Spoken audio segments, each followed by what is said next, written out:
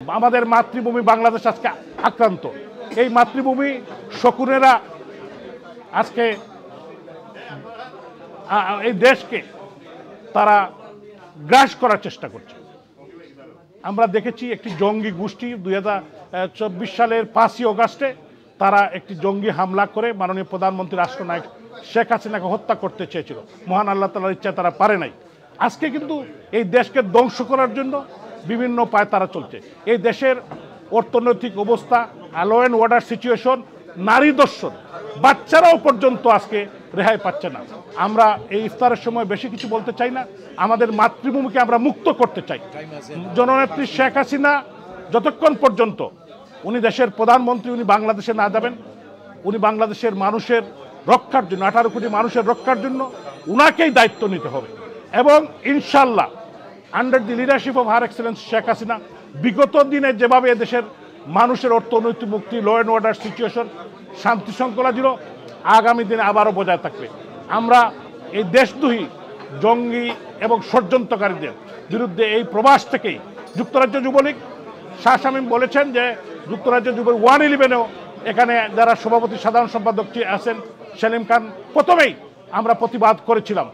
আজকেও কিন্তু আমাদের যুবলীগের প্রত্যেকটি নেতাকর্মী আগেও যেভাবে অ্যাক্টিভ ছিল, এখনও তারা, আপনারা দেখেছেন রয়্যাল রিজেন্সিতে একটি 500-র উপরে লোক নিয়ে একটি সভা করেছে, প্রতিবাদ করেছে। সবাই ছাত্রলীগ করছে, স্বেচ্ছাসেবক লীগ করছে, আমাদের সবগুলো অর্গান কাজ করছে আন্ডার দি লিডারশিপ অফ আমাদের আওয়ামী লীগের নেতৃত্বে। তো আমরা ইউনাইটেডলি সবাই কাজ করছি। আমি সাংবাদিক বন্ধুদের, এই প্রবাসী বাঙালিদের, আমাদের ভাই বোনদের সহযোগিতা চাই। ইনশাল্লাহ আমাদের প্রাণের বাংলাদেশকে আমাদের রক্ষা করতে হবে।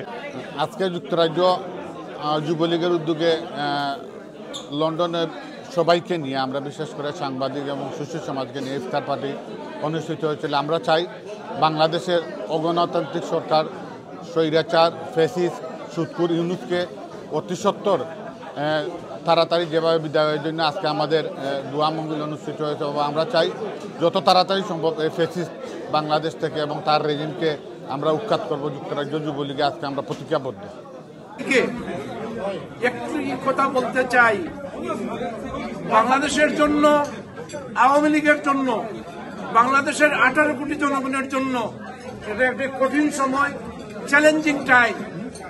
আমাদেরকে ঐক্যবদ্ধভাবে আজকে ইউনূস নামক ব্যক্তি বাংলাদেশের বর্তমান, বাংলাদেশের ভবিষ্যৎ নিয়ে যে চিনিমিনি খেলা শুরু করছে, তার বিরুদ্ধে এই প্রবাস থেকে যুক্তরাজ্য যুবলীগের নেতৃত্বে, যুক্তরাজ্য আওয়ামী লীগের নেতৃত্বে স্বাধীনতার পক্ষের সমস্ত শক্তি একত্রিত হয়ে এদেরকে প্রতিহত করতে হবে আমাদের দেশ রক্ষা করার জন্য। সবাইকে ধন্যবাদ।